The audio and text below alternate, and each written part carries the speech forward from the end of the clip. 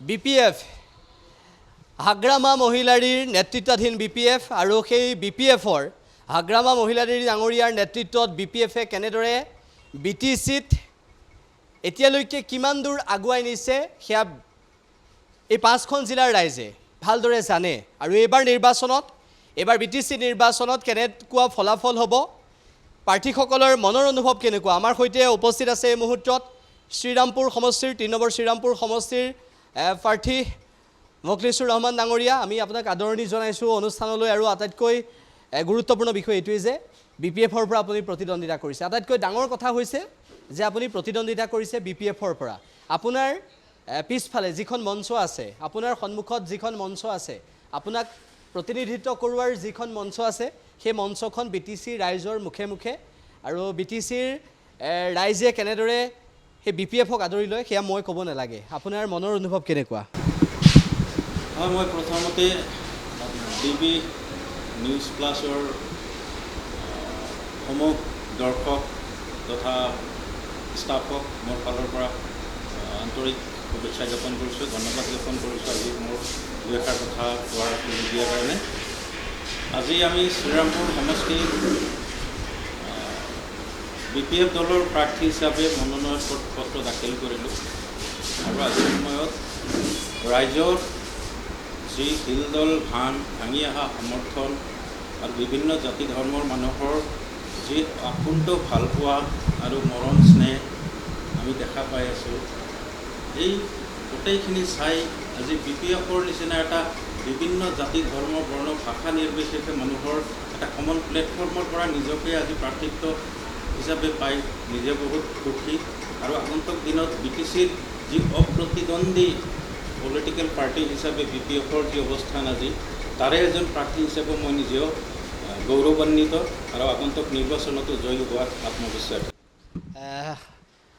এটা কথা যে এই মুহূৰ্তত হাগ্ৰামা মহিলাৰী ডাঙৰীয়াৰ যি স্বভাৱসুলভ এটা মনোভাৱ তেখেতৰ যিটো এটা ভাৱমূৰ্তি সেই ভাৱমূৰ্তিটোৱে ৰাইজক আকৰ্ষিত কৰে আপুনি যদি আজি এই মুহূৰ্তত আপুনি গোসাইগাঁৱত আছে কিন্তু এই মুহূৰ্তত যদি আপুনি তিনিচুকীয়াৰ শিশু এটিকো সোধে হাগ্ৰামা মহিলাৰী ডাঙৰীয়াৰ কথা সেই শিশুটিও জানে কিন্তু গতিকে সেই এনেকুৱা এটা ভাৱমূৰ্তি থকা এগৰাকী ব্যক্তিৰ নেতৃত্বত আপোনালোকৰ দলটো আগবাঢ়িছে আপুনি প্ৰতিদ্বন্দ্বিতা কৰিছে ৩ নম্বৰ শ্ৰীৰামপুৰ সমষ্টিৰ পৰা গতিকে সমষ্টিটোৰ ৰাইজে আপোনাক কি কৈছে আজি আপুনি যিটো কৈছে আমাৰ BPFৰ মুৰব্বী প্ৰাক্তন BTCৰ হাগ্ৰামা মহিলাৰী ডাঙৰীয়াৰ যিটো ব্যক্তিত্ব শিশুসুলভ স্বভাৱ যি সহজ সৰল প্ৰবৃত্তিৰ তেখেতৰ যিটো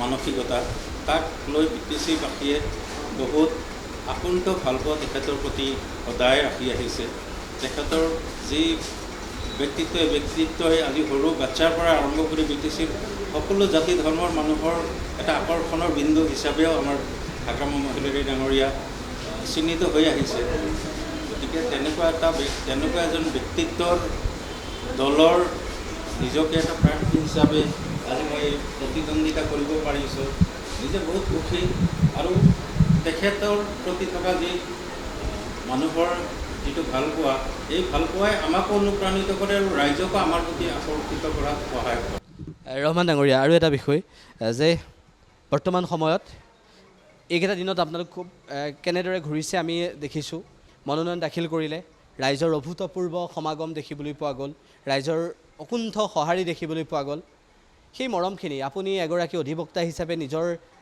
যিখিনি কৰ্মজীৱন নিজৰ যিখিনি কাম সেইখিনি কৰি গৈছিল সেই অধিবক্তাৰ পৰা আহি যেতিয়া ৰাজনীতিক হিচাপে ৰহমান ডাঙৰীয়াই আজি প্ৰতিদ্বন্দ্বিতা কৰি আগবাঢ়ি গৈছে সেই মুহূৰ্তটোত আপোনাৰ কেনেকুৱা লাগিছে বুলি মই ইতিপূৰ্বেতো সুধিছোঁৱেই এই মুহূৰ্তত মই আপোনাক কৈছোঁ যে কেনেকুৱা ধৰণে ভাবিছে কি কৰিম বুলি ভাবিছে অধিবক্তাৰ পৰা আহি আজি ৰাজনীতিক হিচাপে হয় মোৰ সৰুৰ পৰাই ৰাইজৰ প্ৰতি যিটো সেৱা সেয়া মোৰ সৰুৰ পৰাই মোৰ এটা হবি হিচাপে মই ভাবোঁ মোৰ সৰুৰ পৰা ৰাইজক সেৱা কৰাৰ এটা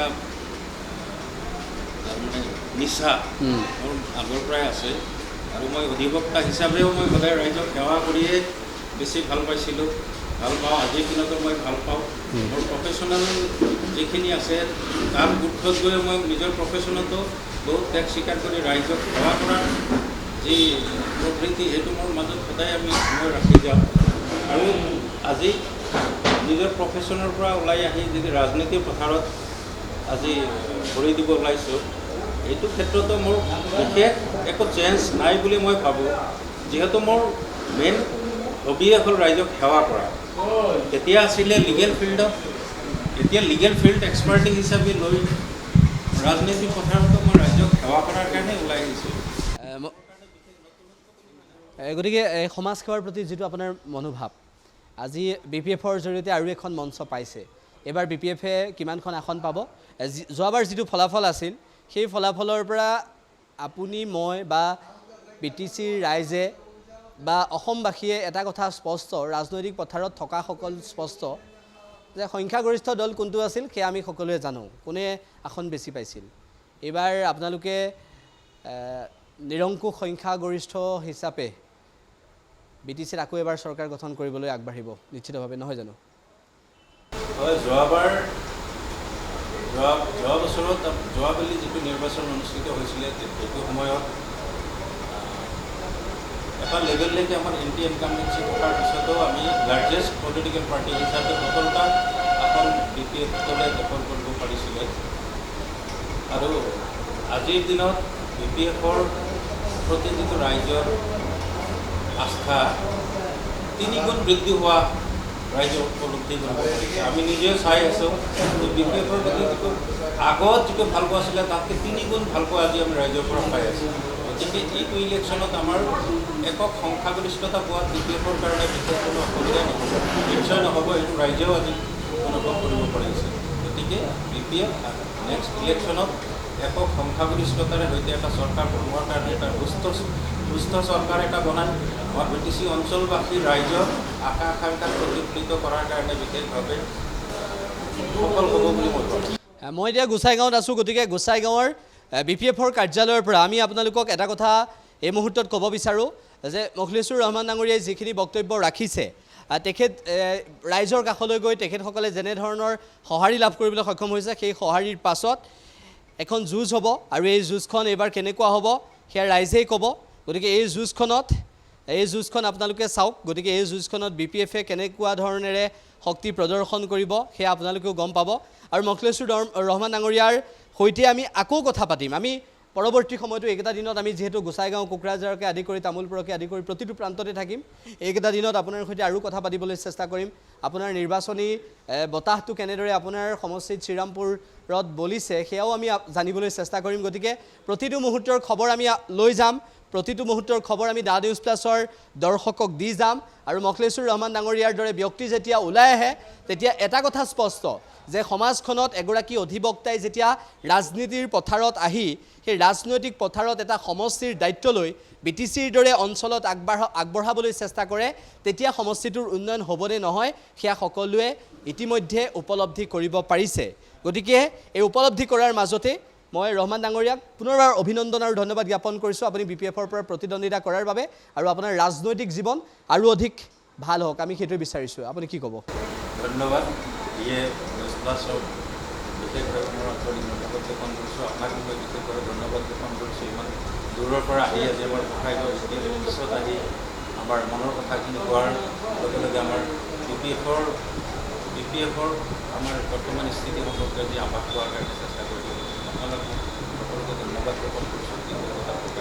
আৰু মখলিছুৰ ৰহমান ডাঙৰীয়া এনেদৰে উজ্বলি থাকক। সকলোৱে এটা হাত চাপৰি দিব লাগে মখলিছুৰ ৰহমান ডাঙৰীয়াৰ বাবে, এটা হাত চাপৰি দিব লাগে আৰু আগবাঢ়ি যাওক।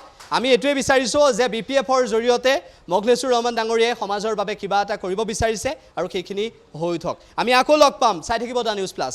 যিকোনো খবৰৰ বাবে যোগাযোগ কৰক 7099017330 লগতে 7099017110 নম্বৰত।